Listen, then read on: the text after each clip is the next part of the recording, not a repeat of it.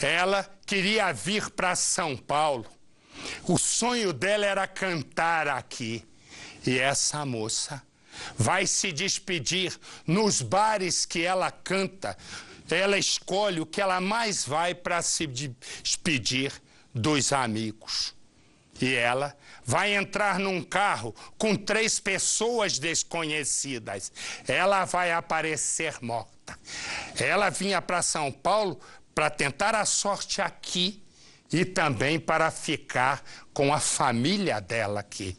Só que ela morre e o nosso Polido encontra a família e se aprofunda no caso.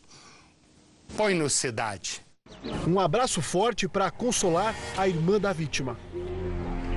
A causa da morte de Erenilze de Oliveira Silva ainda não está revelada. Não foi fácil para um pai, né? Meu pai, ele fica com o coração, o corpo todinho abatido por causa disso. A filha dele tinha só 36 anos. O corpo foi achado a 30 quilômetros do local em que a vítima foi vista pela última vez, neste bar, no Gama, em Brasília.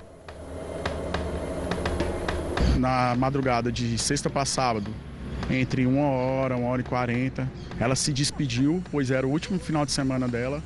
Se despediu de todo mundo, que ela ia embora para São Paulo.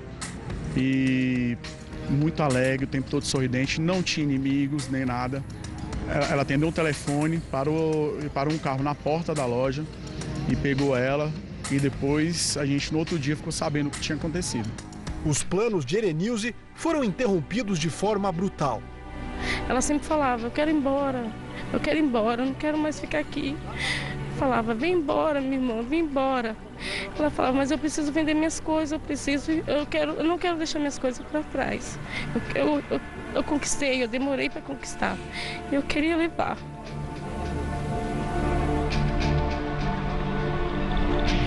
Erenilze era secretária executiva, mas alimentava a paixão e o sonho de ser reconhecida como cantora. Sempre estava junto com a gente, não só comigo, mas com todos os cantores de Brasília. Ela gostava muito de participar dos shows, né?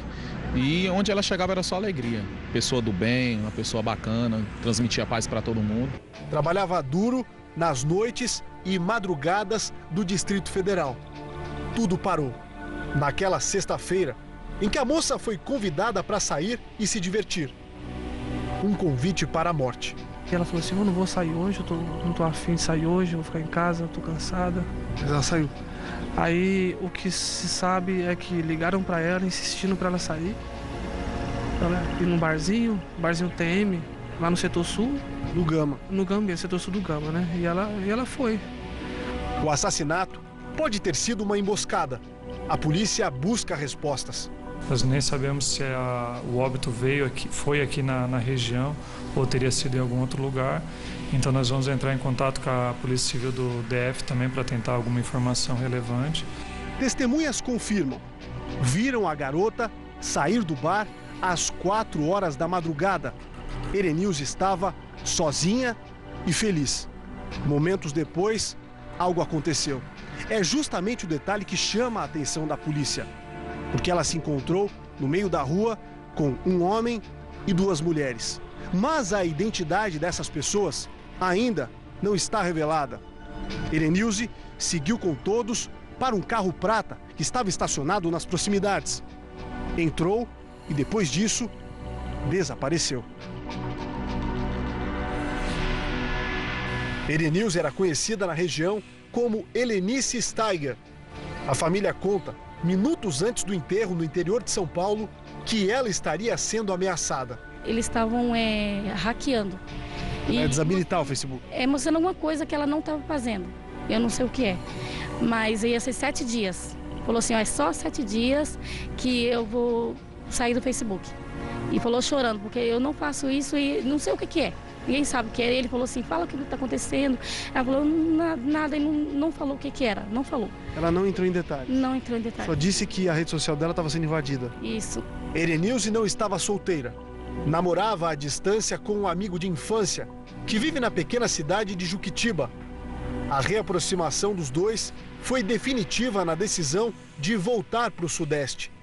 Restava apenas uma semana. Erenilze não queria se desfazer do que lutou para comprar. Por isso, decidiu ficar mais alguns dias em Brasília.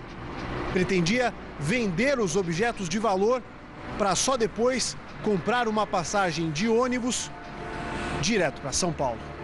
Não deu tempo. Amigos e familiares jogaram na internet fotos e cartazes eletrônicos.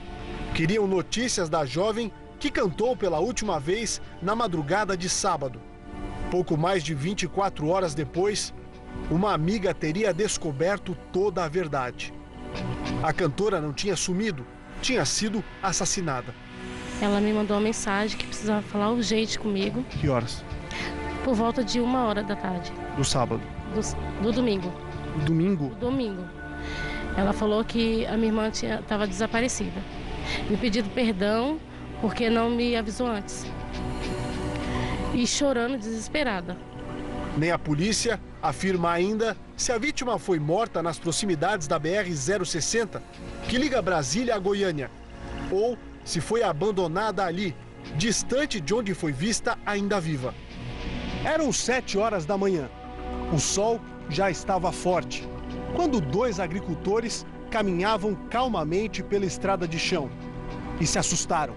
Viram o corpo de uma mulher nas margens da mesma estrada de terra batida. Foram eles que ligaram para a polícia logo em seguida. Quando se aproximaram ainda mais, viram que se tratava de uma vítima jovem, Erenilze.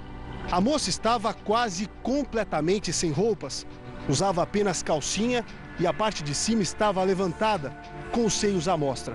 A jovem estava com a barriga para cima e os sinais eram claros. Erenilze foi brutalmente espancada antes de perder a própria vida. Diz que ela reclamava alguma coisa, né? De quê? É que estava sendo ameaçada, né? Por quem? Para uma pessoa, mas só que não diz o nome e também não disseram quem é, entendeu? Não foi provado. Erenilze dividia aluguel com uma amiga havia 9 meses. Essa mulher vai ser ouvida pela polícia. Na mesma semana em que a jovem foi achada sem vida, ela postou na internet um texto que intriga a família e até a polícia. A jovem cantora escreveu: "Os mortos recebem mais flores que os vivos, porque o remorso é maior que a gratidão." Isso não pode ficar impune.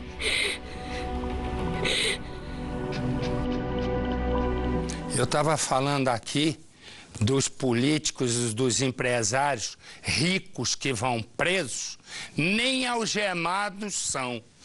Termina o nosso Cidade Alerta, programa da família brasileira. Você vai ficar agora